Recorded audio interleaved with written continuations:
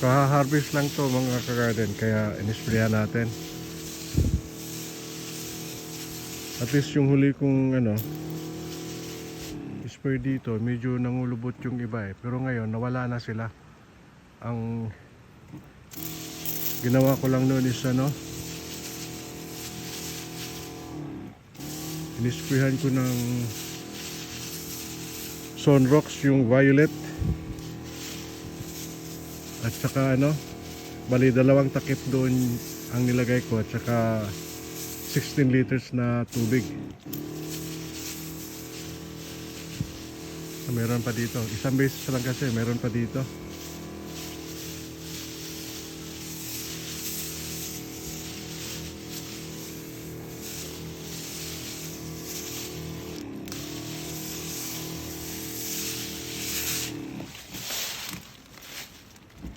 Pag hindi nakuha, laki pa naman.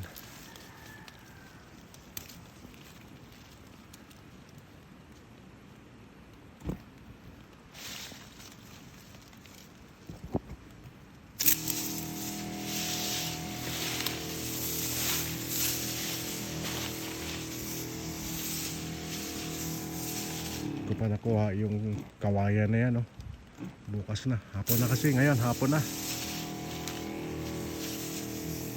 Mainit kasi kanina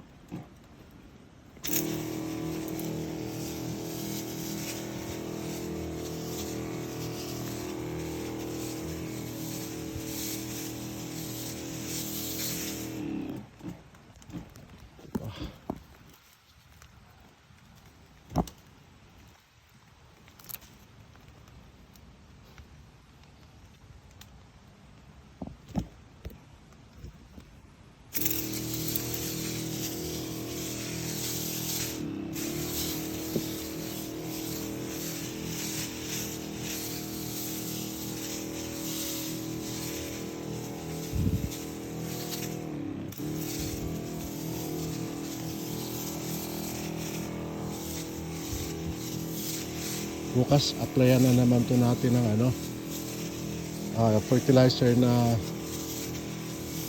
organic, yung binaba natin sa tubig ng mga dahon ng kakawati at saka puno ng saging. 1 linggo na yung binabad natin, so pwede na yon. Okay guys, thank you.